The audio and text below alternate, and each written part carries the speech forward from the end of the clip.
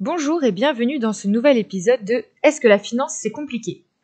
Aujourd'hui, nous allons parler de comment mesurer l'exposition d'une entreprise aux fluctuations des taux de change.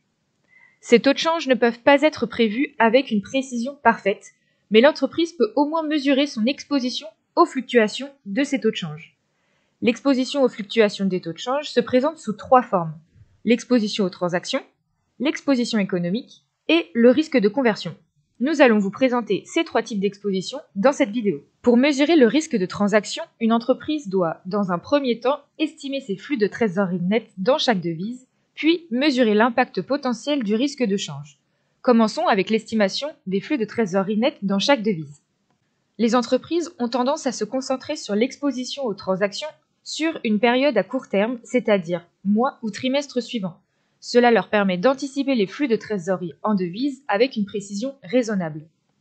Pour mesurer son exposition aux transactions, une entreprise doit projeter le montant net de ses entrées et de ses sorties en devises pour toutes ses filiales et en les classant par devise. Par exemple, une filiale peut avoir des entrées d'une devise étrangère tandis qu'une autre a des sorties de cette même devise.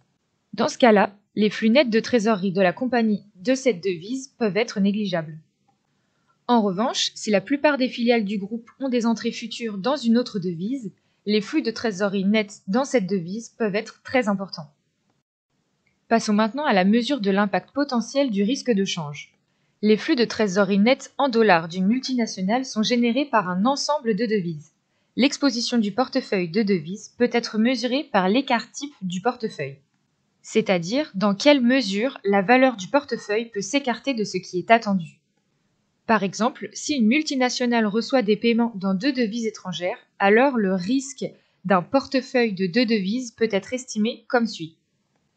L'équation montre que l'exposition d'une multinationale à plusieurs devises est influencée par la variabilité de chaque devise et la relation entre les mouvements de celle-ci. Chaque composante de l'équation qui affecte le risque d'un portefeuille de devises peut être mesurée indépendamment.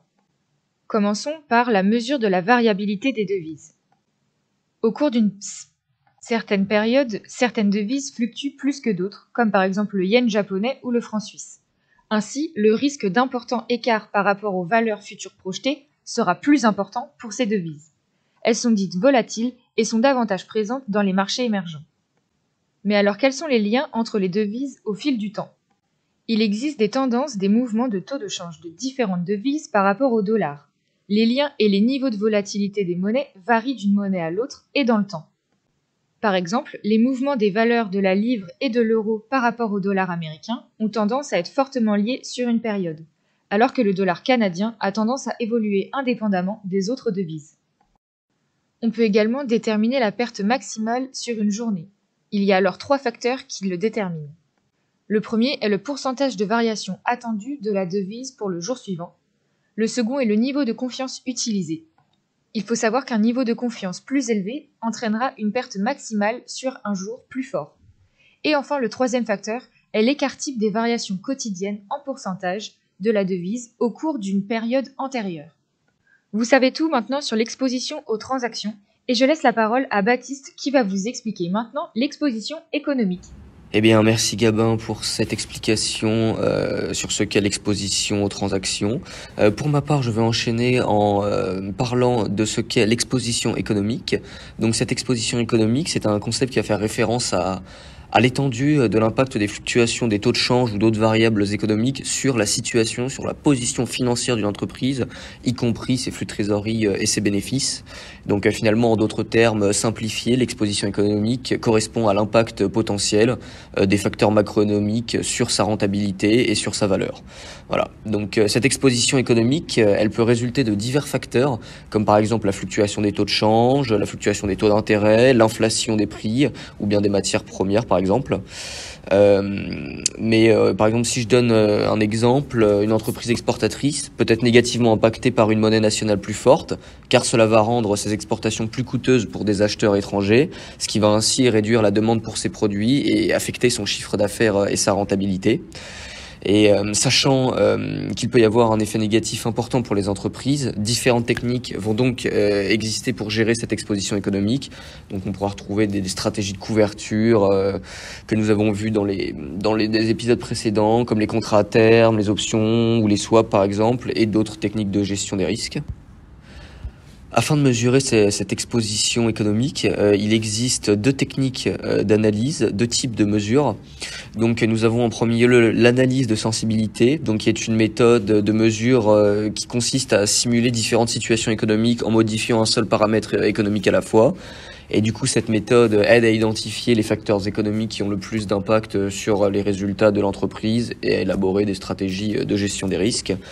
Cependant, elle compte quelques limites, donc elle ne prend pas en compte les interactions complexes entre les différents facteurs économiques et les variations testées peuvent ne pas refléter les conditions économiques réelles au final.